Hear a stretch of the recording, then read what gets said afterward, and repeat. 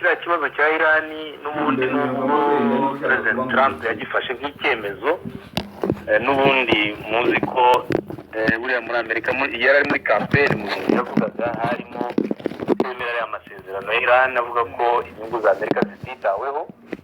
Bityo rero n'igihe yaje ku buyobozi yahise afata icyemezo cyo gusohoka muri ariya masezerano.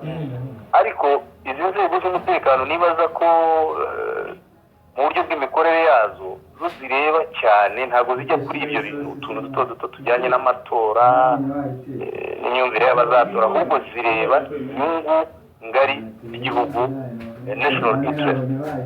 Nibaza ko rero rimwe na rimwe zishobora kudahuza kubona ibintu kimwe n'umuyobozi uyoboye igihugu, ariko zo iyo zivuga ibintu zivuga ibintu mu buryo ukuri kandi butarimo amarangamutima cyangwa budasunikwa n'amarangamutima yari yose. Bisobanuye ko amakuru yatangwaga igihe cyose yabaga ahuye n'ukuri, Amerika ikajyayo izi neza ko ikijyanye aricyo kigomba kugerwaho, cyangwa se hari ubundi byagendaga cyangwa se igasanga amakuru ifite ntabwo ahuye n'ukuri. Nibyo nko mu 1990 ubwo bajyaga mu ntambara ya Iraq, bibuka ko hari amaperereza yakozwe ndetse yemeza yuko igihugu cya Iraq gitunze intwaro igihe cyari ku ngoma ya Saddam Hussein.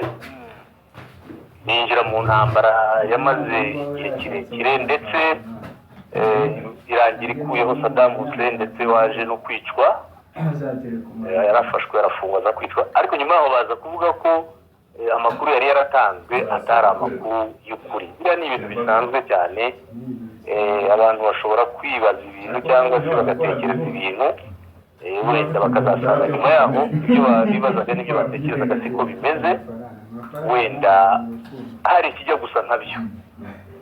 Ikiriya kintu rero nacyo cyatumye rimwe na rimwe n'abayobozi n'abanyamerika ubwabo batangira kugira ikibazo mu bijyanye n'amakuru atangwa n'uburyo akoreshwa n'inzego z'igikorwa. Bityo nibaza ko na Trump yari ari wenda atarinjira muri ya ngoro yera, ashobora kuba yari ari muri bamwe wenda badafitiye icyo cyizere neza 100% izo nzego. Uzi ko yaje anavuga ko azazihindura, muribuka ko yahereye no muri FBI, wari umuyobozi wayo bamukuraho, na n'ubu biracyazana kurwana ikomeye cyane kubera ikibazo cyo kwivanga kw'Abarusiya mu matora ya Amerika n'ibintu birebire. Ariko ubundi inzego z'umutekano nizo nibaza ko ari ryo shingiro ry'amakuru igihugu gishingiraho mu gukora gahunda izo arizo zose. Ibi byaba bigaragaza iki ko Trump noneho yavuga ko inzego ze zishinzwe iperereza cyangwa se ubutasi zitagaragaza ibintu kimwe ukurikije izo ngero wari umaze gutanga? Urebye Trump nibaza ko nyuma yaho buriya yakunze kugaragara nk'umuntu uvuga ibintu ariko nyuma yaho ukabona yisubiyeho, ukabona atandukanye, ukajyaho ntabwo ariho uravuze rya jambo ryavuzwe ubushize. Nibaza ko nyuma yo kuganira wenda n'abamwegereye nk'abajyanama be bashobora kuzagira umwanzuro bageraho, ariko uganisha nanone mu kubungabunga no guhuza inyungu z'igihugu. Ibyo ari byo byose biragaragara ko unabirebeye wenda mu buryo busanzwe nkanjye, nibaza ko n'izi nzego hashobora kuba harimo ikibazo cyo kuba muri bamwe mu bazigize bashobora kuba bafite nanone imyemerere cyangwa se imyumvire ishingiye kuri imyumvire y'abademokarati n'abarepubulika. Bityo rimwe na rimwe n'umuyobozi nka Trump uri kuri wa rwego ashobora kuba afite ayo makuru, wenda hari n'uburyo abizi. Bityo ibyo bamubwiye wenda akibaza ko byaba bituruka muri iyo myumvire y'aho umuntu abarizwa, tandasi abarizwamo, bityo bikazana ikibazo ndetse n'imvugo ashobora kuvuga nka ziriya. Ariko nibaza ko nyuma yaho hazaboneka umwanzuro cyangwa se imyumvire ihuye, bityo ikibazo cya Iran kigasobanuka. Kuko nk'uko mubizi Amerika n'ibyo bamwe mu bantu bakomeye b'abasenateri bakomeye n'abavuga rikijyana muri Amerika bavuga ko Trump ikosa ari gukora nuko ari kureka inshuti zabo magara, zo bita inshuti magara zo mu burasirazuba bwo hagati, zirimo za Saudi Arabia, ibihugu byiyunze by'Abarabu n'ibindi.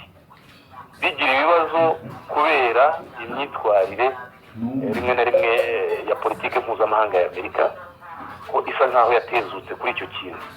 Bityo rero nibaza ko buriya hari uburyo bazicara bakareba uburyo nanone bakongera bagasubiza amazi mu iriba, bakagenda ku nyungu z'igihugu kurenza kugenda ku nyungu wenda z'amashyaka n'imyumvire itandukanye bafite hagati yabo.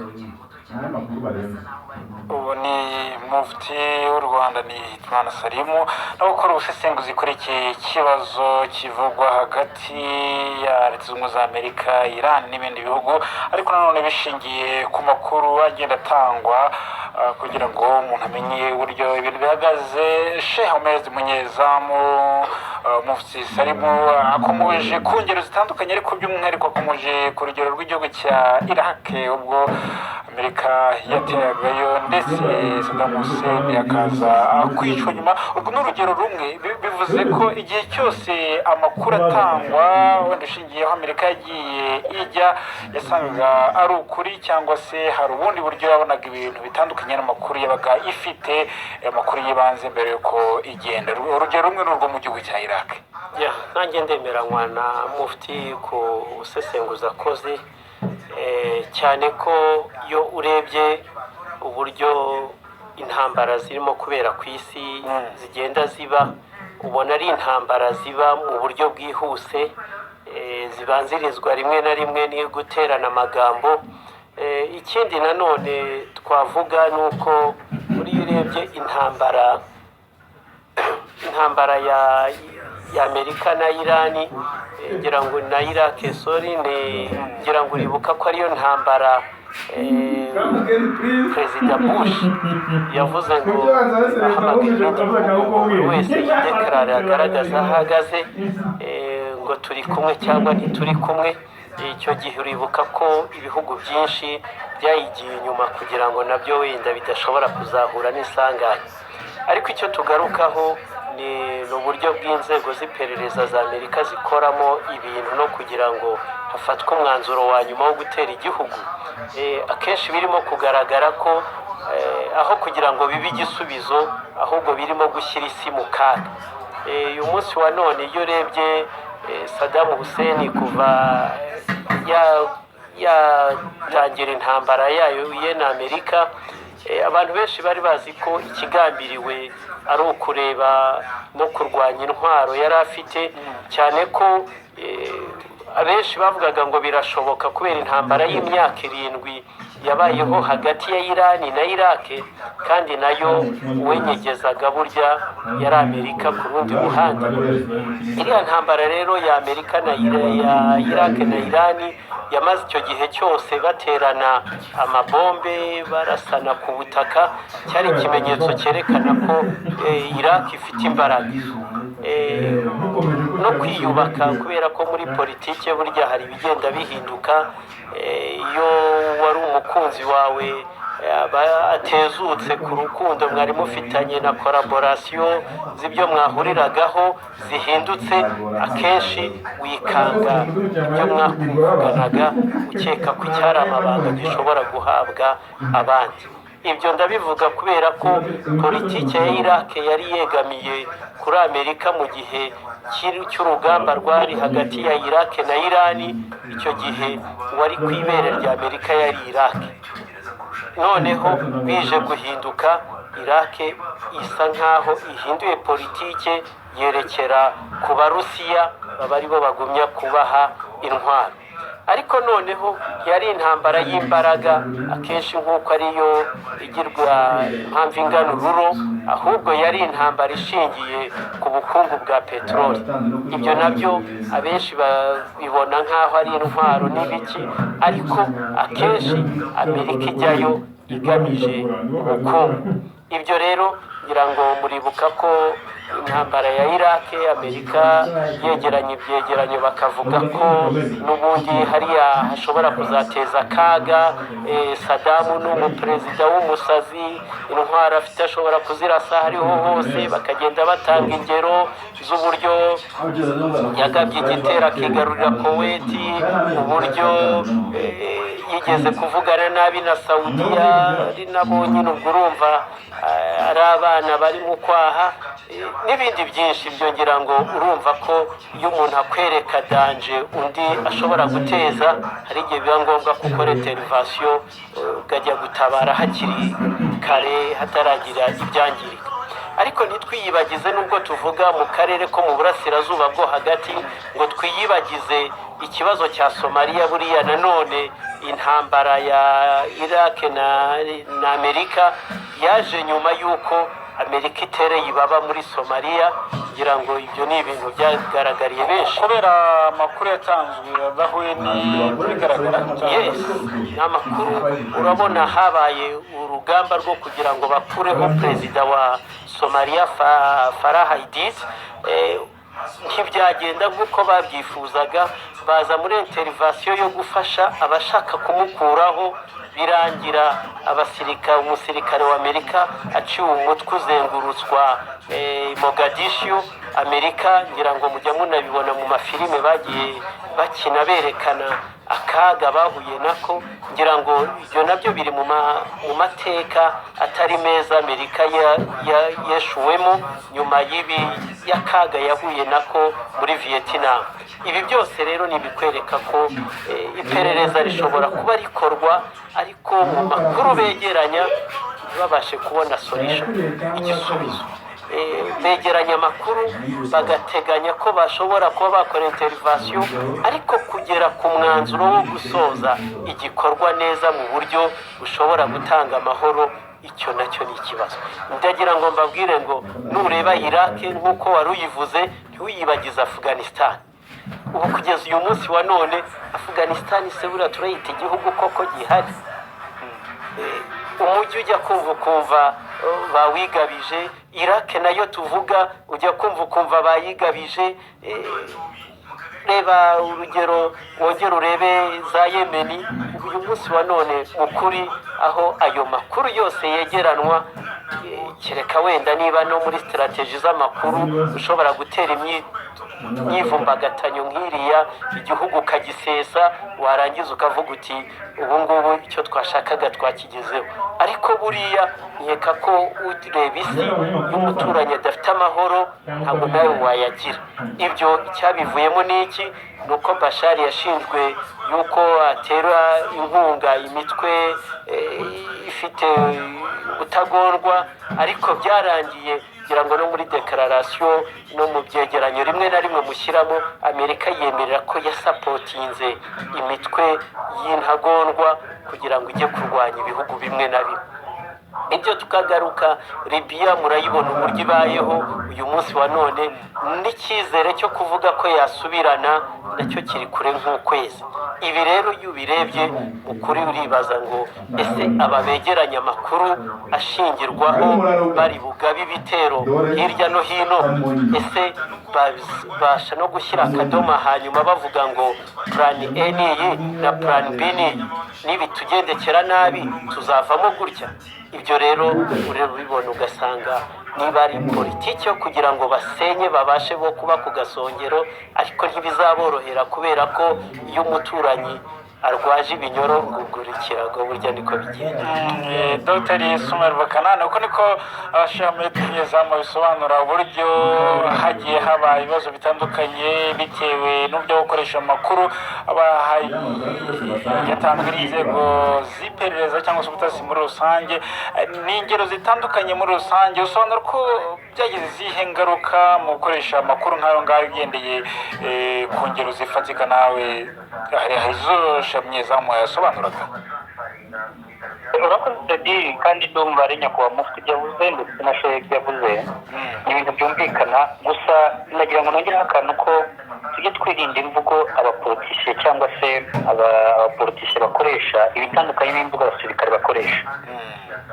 Icyo nshaka kuvuga aho ngaho ni ukuvuga ngo ngewe nabyise nk'umukino Amerika iri gukina ku buryo urebye mu minsi mike biramutse bagahangana hari inzego zihanganye ejo kujya kubona Iraq nayo barayiteye gusa nkuko nashe yabivuze ntabwo ari ikintu cyoroshye. Amerika ni imyaka bamaze imyaka igihumbi n'igihumbi hafi 40 bahanganye ariko na n'ubu byarananiranye ariko iyo ziriya mvugo zikoreshwa tujye tubirebera kure tubirebere hano hafi ni ikintu kigaragaza ko uburyo bakwataka Irani bakayishegesha kugeza igihe bayinjiyemo ariko nk'uko yabivuze Irani burya nabonye ari igihugu kitoroshye bitewe na politiki yayo yuko yubatse kugira ngo bigirire n'imvugo rero abapolitisiye bakoresha muri Amerika ariko igisirikare cyo si ukuvuga ko cyo kidafite amakuru gihagazeho kuko ni nayo perezida agomba kugenderaho ahubwo ni ibintu binatangaje kubona bishyira ku rubuga mu buryo nakwita muri media cyangwa kuri Twitter agahangana n'inzego ze kandi ahubwo bakunze kwicara bakareba uko babigira ahubwo buriya ibanga ryabo akenshi babona ko baba barishyize ku ruhande ariko rubashyize ingorane cyangwa se ibibazo bitera ni ibihe ni ibintu byo biri kiriya kandi byunumvikana icya mbere kuva Amerika yajyana ibibazo na Irani cyangwa se yakora muri za Iraq yajya muri Afghanistan nk'uko na sheya bigaragazaga areba na Syria ibi bintu bimaze kugira ingaruka zikomeye mu rwego rwa gisirikare mu rwego rw'umutekano mu rwego rw'ubukungu icya mbere kuba ijya muri cyangwa muri Middle East cyangwa muri bihugu bya Aziya ikagirana ibintu byo guhangarana wabonye ko byateza ikibazo cy'ubuhunzi ubu mu zimpunzi z'abanyasiriya babuze aho zijya zirigwa ziteretse mbahariya zipfa abantu bapfuye ibicumbi z'abagira igihugu cya Yemen uburyo habaye umuyonga Siriya y'imitima yivuga umuyobozi ko yari ikizi ko yimereye byateje ikibazo hagati ndetse biza no kubyara imwe mu mitwe itera ishamitse ku by'ubusa ubuhezanguni terrorisme mwarabonye hano havutse ya mitwe ya ICR na IS ibindi byinshi za Al-Shabaab buriya niho zikomoka kandi za Al-Qaeda za Osama bin Laden kuko byose n'imitwe niyo yagaragaje ko yagiye inahinga n'abanyamerika bari mu kuyifasha muri iriya cyane cyane ko igamije ko atari ikintu cyiza ikindi mu rwego rw'ubukungu ni ingorane zikomeye urabona ko Amerika ihanganye na biriya bihugu aho bafatira muri biriya bihugu ubona uburyo n'umukaragati bugenda nabi nka Yemen muzi inzara amapfa abana birirwa bapfa batagifite bameze nk'abarwayi bwaki cyangwa se badabura ibyo kurya imirire mibi ikindi rero mu bubanyi n'amahanga nta na rimwe uzambwira ko umunya-Irani nta na rimwe uzambwira ko umuntu muri Afghanistan cyangwa muri Pakistan cyangwa muri Iraq Libya ukomeze n'ahandi hose azagirana ngo abone umunyamerika n'umuntu kuko muri kino kinyejana cya makumyabiri na rimwe turimo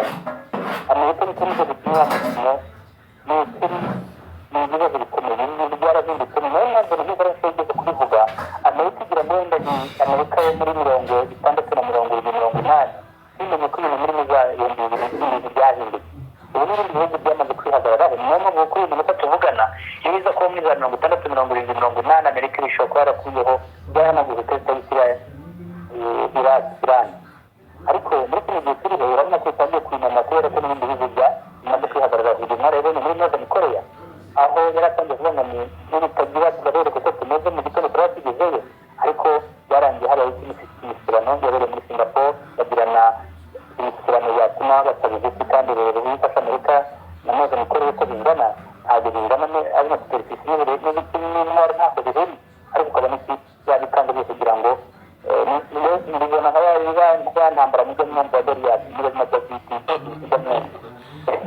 kuko rero nagira ngo mvuge ingorane zo zirahari ikindi rero byo gukora kandi bizanira ni politiki y'abanyamerika itazongera kugira ijambo rikomeye igira cyane cyane mwaranibonye nta gihugu kitari gihangara ubu ni ibibazo biri hagati y'Amerika na Turukiya murabona ibibazo biri hagati y'Amerika yageze no muri za Venezuela za Colombia na Haiti bikwereka ngo Amerika uko ugenda ihangana na biriya bihugu niko n'ibindi bihugu bigenda bihangara bityo bikicana muri abo budahangarwa tujye tuvuga bwa Amerika si ukuvuga ko bigeze ku murongo wa nyuma wo guhangara abanyamerika ariko mwarabonye muri September 11 kiriya gitero cyakozwe rimwe na rimwe tunavuga rimwe na rimwe muzi ko amakuru agaragaza ko atari n'abateroriste bahagiye ahubwo bavuga ko abanyamerika bakiteye ukumva rero barujije rugenda rutangwa ingorane nyinshi zigaruka ku banyamerika cyane cyane kandi murareba ko ubururu bw'ubukungu mwibuke ko iriya ntambara imaze gutuma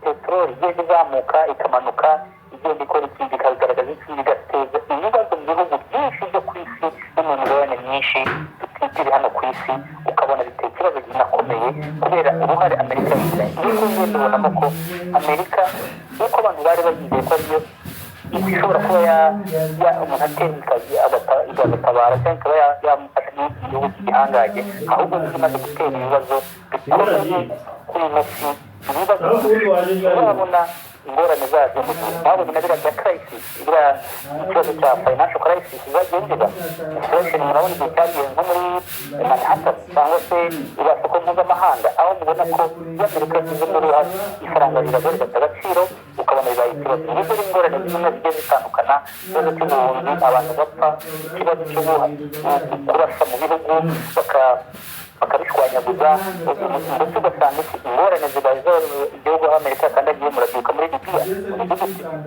tuzongera kugaruka muri kano kanya babonye no muri ibibazo byagiye bibona naho hagizemo uruhare rukomeye n'imo ahandi hose na za tuniziya na za irake tujye tuvuga za yemeni nk'uko twabivugaga urabona rero ko ingorane bitanga mu ruhando rw'amahanga ariko cyane cyane bizingiye hehe ni uko buri wese azajya arebana ayingwe n'abanyamerika nk'uko nabonye muri jambo perezida wa irani yavuze ko nibagerageze bakore mu jisho ry'ingwe bazikoreka ko bari kurebana y'ingwe nta mubanire nta mubano ushobora kuba hagati y'ibihugu by'abarabu n'abanyamerika noneho n'inshuti zabo n'inshuti z'icyo gihugu bumva ziza zihinduka ikibazo gikomeye ari nayo mpamvu ubona ko nko mu rwego rwa diplomasi amerika imaze hari ahantu henshi imaze gufunga za ambasade zaho reba zose ubundi mwarabonye muri venezuela ibintu rero amerika ubona igira iki cyane cyane iyo ugeze mu bihugu by'abarabu ibintu bikomeye reba za katari imaze kugira ikibazo gikomeye ari byari ibintu by'ibituranyi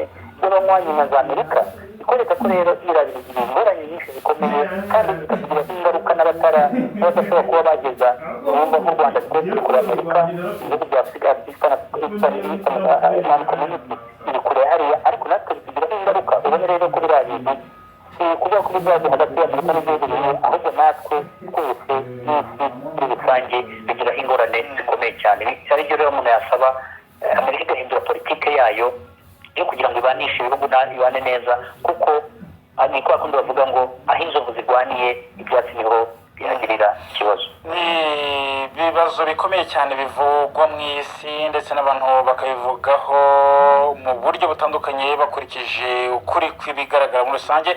Hari n'ibitekerezo byinshi byakomeje kuza witwa Rukundo yagize ati Mureneza Ferdinand ni ukuri dukomeje kwishimira ubusesenguzi mukomeje kutugezaho ariko se kudahuza amakuru ku nzego za Amerika ibi ntibigaragaza ihuzagurika kw'izo nzego.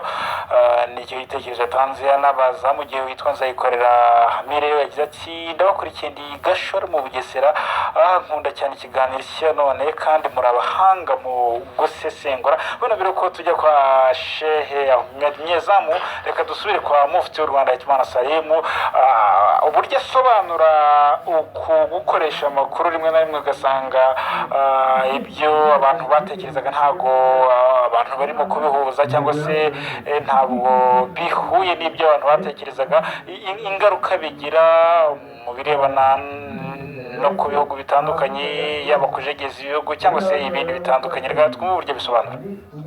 Mu by'ukuri umuntu agiye mu makuru y'iperereza atangwa na ziriya nzego zikomeye kandi zizewe rimwe na rimwe hagiye biriya bihugu byo muri kano karere akenshi bivuga ko amakuru atangwa ashobora kuba atariyo ari amakuru afite izindi nyungu ziyihishe inyuma ariko agamije kugiraho yerekeza ibintu byagize ingaruka zikomeye cyane kuko usanga muri biriya bihugu mu by'ukuri uyu munsi abantu bahatuye bibaza ko nubwo Amerika ivuga ko ari inshuti yacu magara n'ibindi ariko mu by'ukuri hari ibibazo byacu bimwe na bimwe idaha agaciro ngo nabyo ibishyire ku isonga nk'ikibazo umushuti wawe afite nyine ugomba kumufasha mu buryo ubwo ari bwo bwose.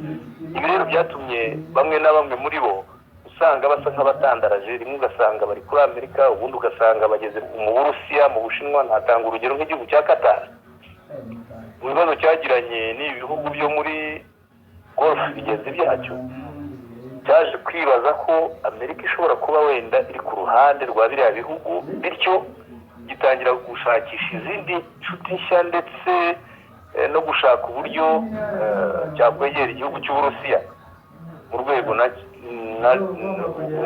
rwo kugira ngo nacyo kirinde inyungu zacyo. Bivuga ko kimaze gukora komande yo kugura ziriya ntwaro zikomeye zirinda ikirere S-400 cyangwa S-400, uburyo icyo kintu cyateye igihugu cya Arabia Saudite ubwoba, ndetse kinavuga ko nibaramuka bazibagurishije Saudi Arabia izahita yinjira mu ntambara n'igihugu cya Qatar. Ibi rero byose ni ukubera ko Amerika nk'igihugu gifite imbaraga, gifite ijambo kuri ibi bihugu. Nibaza ko ntabwo politiki gikora muri Qatar n'iyo gikora muri Saudi Arabia n'iyo zikora muri ibihugu byose by'Arabu bisa nk'aho ubu byahabanye ku buryo zitakiri ubundi biriya bihugu byagenderaga hamwe bikagenda injyana imwe mu gihe ariko urabona ko bigenda bibusana. Ubu iyo urebye hariya Qatar uyisanga ku ruhande ruriho Iran, yabaye nayo mushuti wa Iran, ko Iran yaranababutse muri kiriya kibazo. Ugasanga nanone hakaba indi block irimo Saudi Arabia, ibihugu byuze by'Abarabu, igihugu cya Bahrain, igihugu cya Misiri. Mbese n'ibibazo kandi ibihugu byose ni inshuti za Amerika magara. Ibihugu Amerika yita ko ari inshuti zabo. Ubwo nibaza ko politiki yayo ifite ingaruka zikomeye cyane muri kariya karere. Muri kariya karere muri rusange, na perezida buriya Trump anenga imyitwarire y'igihugu cye mu burasirazuba bwo hagati, ariko wareba ingibo ugasanga hari aho bisa naho ari ukwivuguruza. Ese gusa no kwivuguruza biraterwa n'iki muri rusange? Reka twumve Trump nanone. But we certainly have not gained anything. Look at Iraq. ntacyo twigeze twunguka.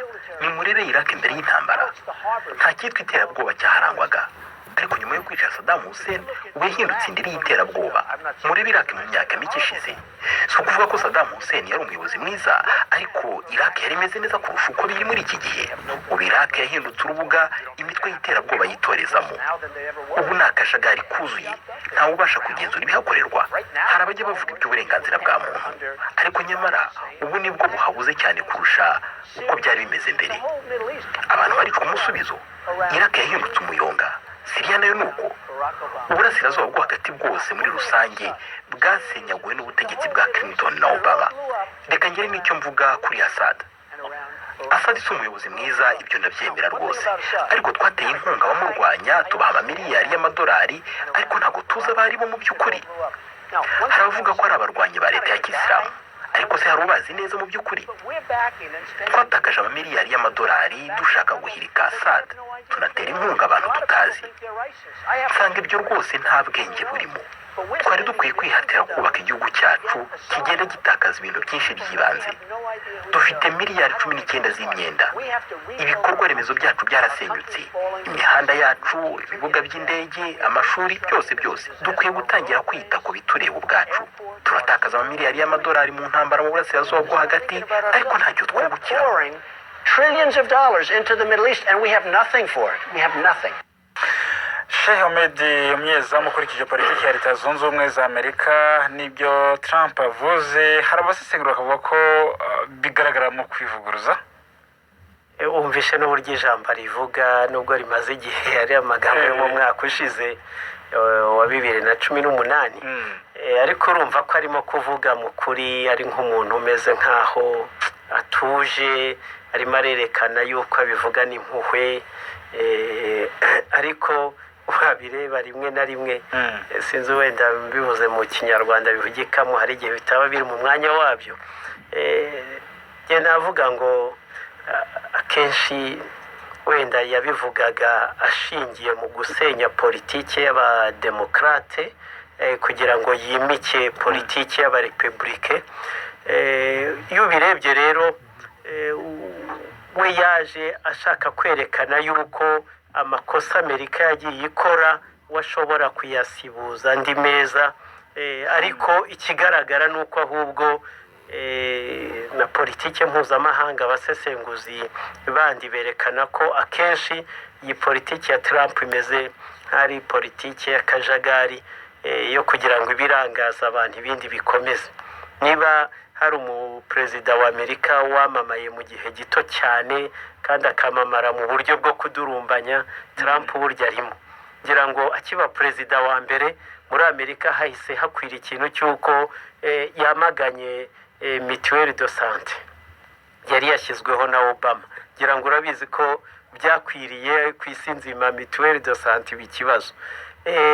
Nyuma yaho yaje yerekana ko Amerika yaguye mu makosa yo gufasha imitwe y'intagondwa, avungira ngo n'ubumvishe ko yabisubiyemo, amamiliyari yagiye atakara, agenda na Rogereta nanone yuko avuga ko Amerika yagiye ishora amafaranga menshi mu ntambara idakwiye, ariko nanone nawe akibagiza ko yakoze undi mushinga wo gushora andi mafaranga adakenewe yo kubaka urukuta rwe rumutandukanya na za Mexique piyo, nabyo ugasanga ni ibindi n'indi politiki.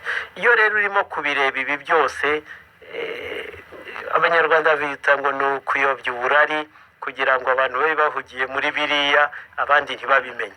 Impamvu ibi tubivuga ngo ni ukuyobya, Feridin, uyu munsi wa none urugamba rw'amatora muri Isiraheli rurahinanye, abakandida barimo kwigaragaza. Iyo rero muri Isiraheli hari amatora bashakisha uburyo abantu badahugira ku byaho. Ubwo urumva Irani burya ni ifite akaboko gakomeye ko kuvuga kuri Isiraheli. Ubu rero ubwo bari mu matora, Netanyahu urabizi ko niwe muntu nawe burya ameze nk'umurepublike, nawe burya arakakayuribuka ko yigeze gusimburwa arongera aragaruka kwigarurira intara za Palestina. Burya byakozwe cyane na Netanyahu kurusha abandi. Ibyo rero ni ukuvuga ngo aya magambo ya Trump hari uburyo ari mu buryo bwo kujijisha kugira ngo abantu batamenya ibirimo guhitika mu karere ko mu burasirazuba bwo hagati. Ibi rero iyo ubisesenguye cyane uhita wibaza utese ko ubusanzwe ko Irani idahana imipaka na Amerika, ko Irani n'ubusanzwe hashize imyaka 40 badahahirana, ko hashize imyaka 40 nta diplomasi bafitanye ishingiye kuri za ambasade. Ibi byose kubera iki uyu munsi bije, kandi noneho bikaba bije nk'uko nabivuze nyuma y'uko batsinzwe mu rugamba rwa Syria. Njye mbyita gutsindwa kubera ko intego nyamukuru isa nkaho yananiranye. Icyindi nanone mbivugira, ngira ngo muribuka ko Leta Zunze Ubumwe za Amerika zashyize ku rutonde yuko Hezbollah ari umutwe w'iterabwoba, kuwutsimbura byarananiranye. Ngira ngo muribuka ko mu rugamba rwa Syria Hezbollah yagiye guhagarara ku ruhande rwa leta ya Bashar. Ibyo nabyo hari ikindi gisobanuro byari bifite. Barahangana mu migi ya Aleppo, bahanganira ahantu henshi cyane. Ibi rero uyu munsi kuza kuvuga ko Irani yashegeshwe n'igihugu ngo mu buryo bw'ubukungu, ntabwo barimo kutwereka ibipimo. Yashegeshwe ku kihe gipimo? Mbese niba bavuga ko gusesa amasezerano bari baragiranye na Irani, ubundi Irani yari iri ku kihe gipimo cy'ubukungu, uyu munsi igeze ku kihe gipimo cy'ubukungu? Ibi rero iyo urimo kubireba usanga ari ya politike rimwe na rimwe iyo abantu bayivuga umuturage wo hasi akayumva, yumva ibintu byacitse, ariko ubusanzwe ubuzima bugikomeza. Ngira ngo kuvuga kuri Irani nanone bifite nanone indi shusho iri inyuma ihishe cyane, ko barimo gutinya ko Bashar mu matora ateganyijwe muri Syria naramuka atsinze, ni ukuvuga ngo n'ubundi hazaba hatsinzwe politiki ya Amerika, cyane ko na Erdogan yamaze kwerekana ko ari tayari yo kuzabana n'uwo ari we wese uzatsinda, yaba ari Bashar uzatsinda, yaba ari abo bazaba bahanganye mu matora uzatsinda, ari tayari gukorana nawe. Ibibazo by'amakimbirane ari ku mipaka ya Syria na Turukiya akaba yashira, cyane ko niyo bivuzwe gutyo Amerika iburaho ikwirwa kubera ko uriya mutwe urwanya w'abakurde urwanya leta ya Turukiya cyangwa ushaka ubwigenge ku rundi ruhande nawo ni umutwe wumva ko wakagombye kugira ubwigenge kandi abawufashe mu kaboko ni leta zunze ubumwe za Amerika. Leta zunze ubumwe za Amerika. Reka dukomeze gato no ku birebana na Korea ya Ruguru. Kwa kabiri w'iki cyumweru bamwita Dan Coats ayobora urwego rw'ubutasi rwa leta zunze ubumwe za Amerika yabwiye abasenateri ko nubwo perezida Donald Trump amaze iminsi avuga ko yaciye intege umugambi wa Korea ya Ruguru wo gukora ibitwaro bya kirimbuzi, ariko ngo siko bimeze kuko abakozi b'urwego rushinzwe ubutasi muri Amerika basanze Korea ya Ruguru igifite umugambi wo gukora izi ntwaro. Trump yanabigarutseho kuri Twitter ye, ku rubuga rwa Twitter. Dr. Ismail Bakanani nk'impuguke mu birebana na politiki, ikibazo cyo muri Korea ya Ruguru yagikurikiranye, aho ibiganiro bigeze urahabona. Ubu perezida Trump na Kim Jong Un wa Korea ya Ruguru barateganya guhora ku nshuro ya kabiri nyuma yuko bagiriye ibiganiro bya mbere muri Singapore. None harimo aya makuru atangwa n'inzego z'ubutasi muri Amerika ko Korea ya Ruguru itigeze ihagarika umugambi wo gukora ibitwaro bya kirimbuzi, ariko noneho Trump akavuga ko intege za Korea ya Ruguru zagabanutse muri uwo mugambi muri rusange. Ibi ngibi biragaragaza iyihe sura, bivuze iki? urakoze Sadi. Njye ndumva ikintu intwaro yagabanutse no guterana amagambo ya Trump na perezida wa Northern Korea. Niyo ntambara yagabanutse, naho ibyo kuvuga intwaro za kirimbuzi Korea iracyakora intwaro za kirimbuzi. Ni ibintu byamaze kugaragara kandi byanarebeye abari bose, kuko muribuka amasezerano muri Singapore mabahura. Icyo bari basabye nuko bari basabye ko Amerika yakura zimwe mu ngabo zabo muri kariya gace, muri kariya hamwe itandukanira Northern Korea na South, ndetse no mu Buyapani muri ziriya nyanja. Amerika uzi ko yigeze ibikora. Amerika nayo ikaba yasabye ko itakomeza gukora iki, Korea itakomeza gukora intwaro, ariko urabyibuka ko nubwo banabivuze ntibwabukiye kabiri satelite zagaragaje ko Northern Korea irimo irakora izo ntwaro. Muri makeya ahubwo njyewe nibaza n'uburyo perezida Trump akoresha ubuhe butasi kugira ngo ahangarane na CIA cyangwa FBI, ku buryo cyangwa se n'izindi ngabo ze yakoresha mu buryo zimureberera, kuko hariya murabona hari hagati mu gipande kitandukanye Northern Korea na South hariyo ingabo z'abanyamerika, ndetse mu Buyapani urumva ni amakuru CIA iba ihari ku buryo ibaha amakuru. Nkibaza rero impamvu akora contradiction cyangwa adahuza na mugenzi we w'umunyamerika mu nyungu zabo, mu rwego rwo kuvuga ngo dufate inyungu za Amerika. Mu by'ukuri icyo nakwemerera kandi nakubwira ko ntabwo Northern Korea yigeze ihagarika gukora intwaro. Icyo yahagaritse ni ugushyira ibintu kuri media, ni ugushyira ibintu mu guhangana na Trump, bakajyana mu buryo bwa diplomasi. Bashobora kumva ko hari ibihugu byinshi bitandukanye byabigizemo uruhare, harimo za China, harimo za South Korea, aho ngaho ndetse uziko mu gihe gishize na perezida na minisitiri wa Japan yagiranye ibiganiro, bikwereka ko ahubwo byanatumye induru zagezeho hagati ya Northern Korea na Amerika, ahubwo noneho kumvikana hagati y'abihugu byo muri Aziya, cyane cyane byo muri China, Indochina, Ubushinwa, Ubuyapani, South Korea, ivugirana ahubwo noneho ubucuti. Banabonye ko ari nabwo bwa mbere mu mateka ariyo perezida wagerageje kugira ngo agire iki azafatanye na mugenzi we wa South Korea. Bikorera iki rero, ahubwo biba byatumye hazamuka umubano watumye biba bishobora mu gihe kizaza bishobora kuba ibihugu bihuza. Ariko rero ku kintu wari ubajije, numva neza ko ntabwo nemeranya neza ijana ku ijana n'ibyo Trump avuga, byo kuvuga ko Northern Korea yacitse intege, kuko byo binashoboka.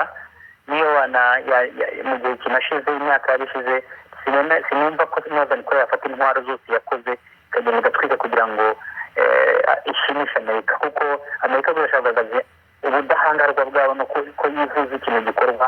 Ibyo ngibyo bigenda byizera neza kuko byahanagaragaye zimwe mu mu duce bitandukanye cyane cyane twegeye kuri South Korea aho bitandukanye na North Korea aho yageze gukorera ziriya training cyangwa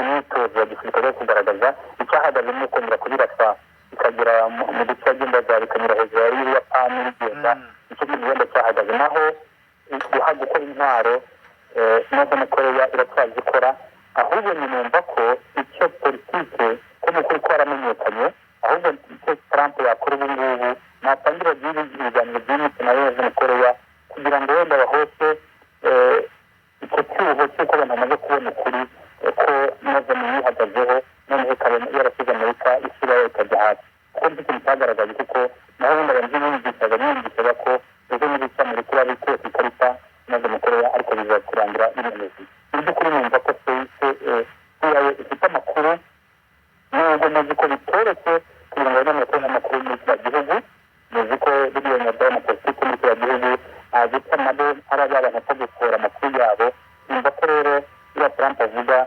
kwiyumva ibyo kuvuga kugira ngo bigaragare ubudahangare bw'Amerika ariko North Korea iracyakoresha itwara rya kirimbuzi uburyo ahubwo twaje kuri n'agahinda byatanze ahubwo yatubabarira bikajyana hose bikaza burundu kugira ngo bitume kubera imyaka ishize uyu witwa Sabato wo kumugagira ati Ferdinand mwiriho neza anavumbuye amayeri ya Trump arashaka ko ibihugu byose bireka gukora ibitwaro bya kirimbuzi kugira ngo asigare ari we wenyine utegeka iyi si.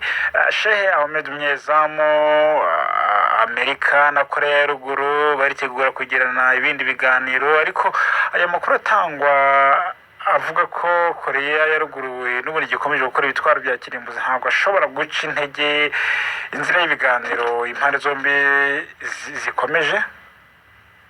Erega Ferdinand muri biriya biganiro bihari hagati ya Amerika na Korea y'Amajyaruguru ngira ngo muribuka mu biganiro bya mbere Trump yasohotse mu nama avuga ko Korea itakiri ikibazo ubwo hari ibyo bari bumvikanyeho bimwe batashyize n'ahabona cyakurikiyeho nuko yanahuje Korea y'Amajyaruguru n'iy'Amajyepfo ngira ngo uzi ko byari ibihugu n'uburyo babonanye perezida w'Amajyaruguru ajya muri Korea y'Amajyepfo ngira ngo wabonye ubu ishusho yabayemo yagaragaje ko ari ibihugu bitari bifitanye imigenderanire ariko ibyo byose Ferdinand uwabireba ntago uyu munsi na Dr. Buchanan yabivuze isi ya none uyu munsi ntabwo ari isi yahashize isi ya none buri muntu wese arifuza kugira imbaraga ibi iyo tubivuga Ferdinand uyu munsi wari wumva hari umuntu uvuga kuri nucleaire y'Ubuhindi se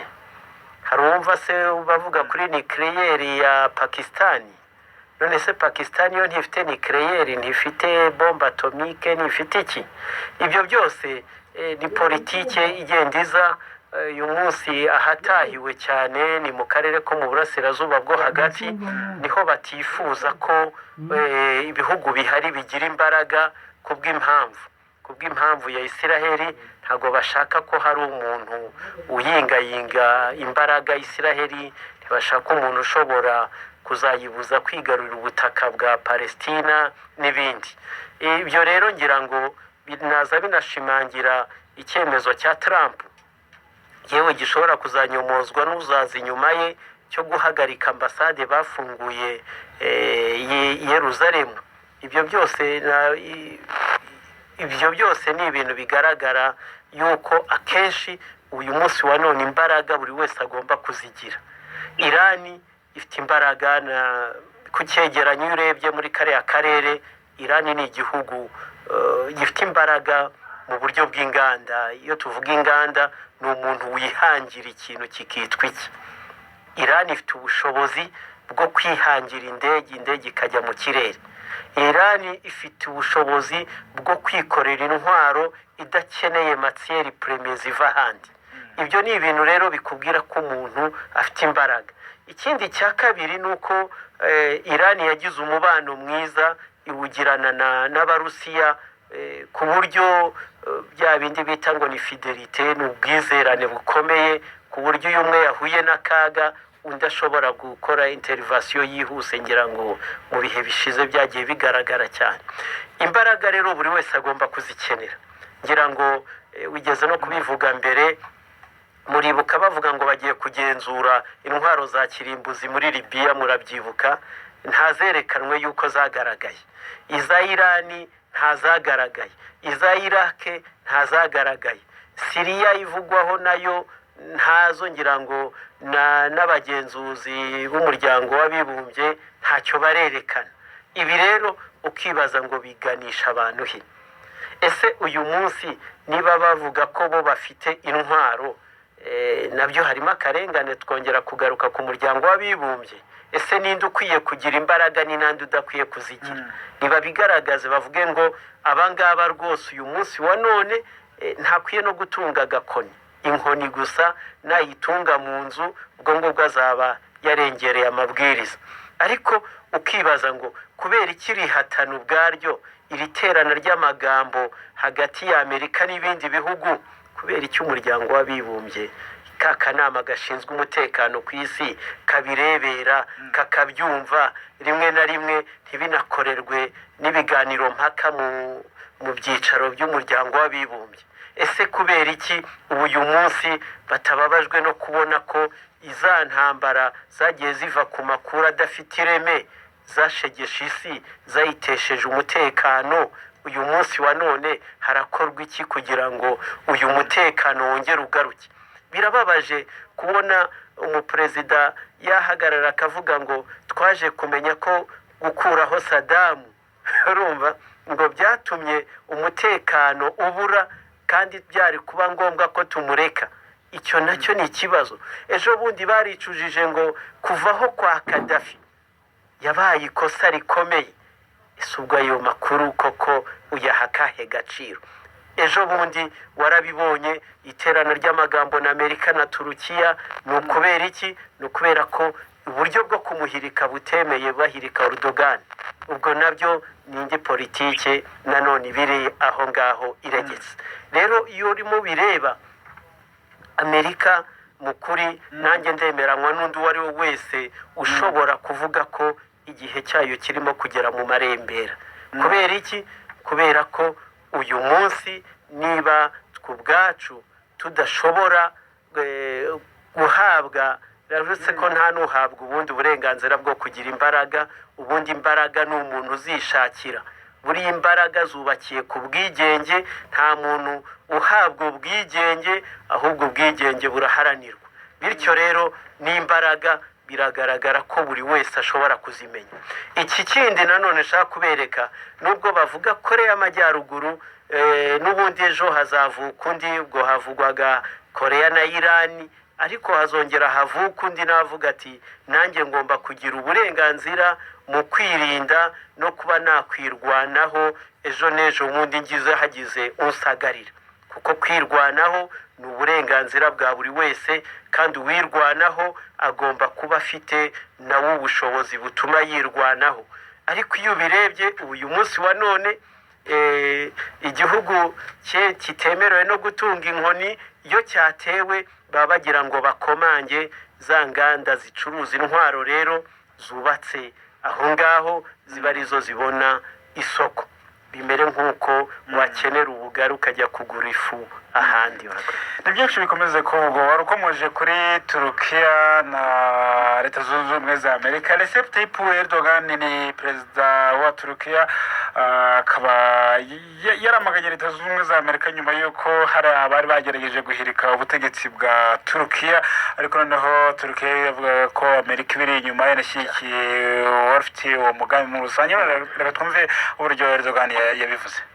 Yapılan bir darbe, aho gushimira leta yacu kuba yarabujijemo kiriya gikorwa cyo guhirika ubutegetsi, aho kudushimira kurengera demokarasi, mwahisemo kujya inyuma y'abashatse guhirika ubutegetsi, cyane ko n'uwacuze uwo mugambi ari mu gihugu cyayo. zaten darbeci senin ülkende.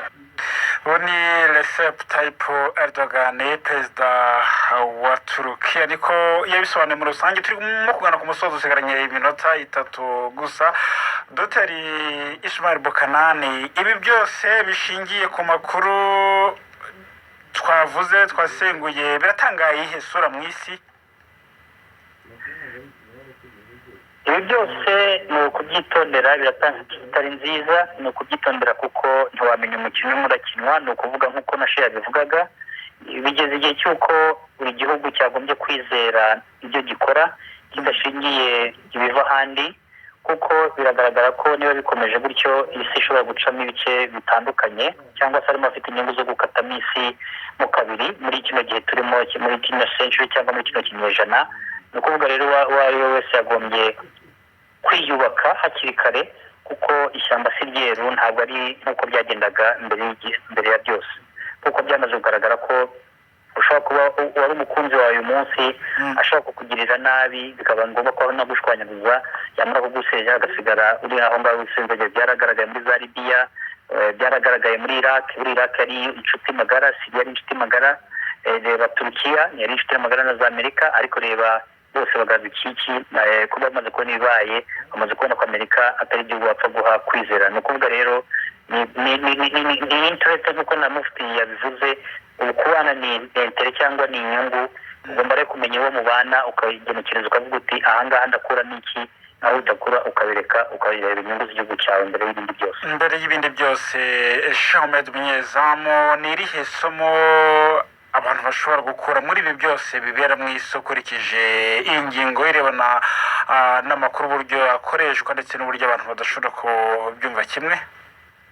Isomo ririmo rikomeye kuri buri gihugu no kurinda imbibi za buri gihugu, kugira ngo ibikorerwa imbere mu gihugu bibe umwihariko, cyane ko ibi bihugu bikomeye byari byaramaze kuvogera ibindi bihugu, ngira ngo buri wese yumvaga ko amakuru yose akenewe abazwa iyo ngiyo rwota amasimbi nk'uko babivuga.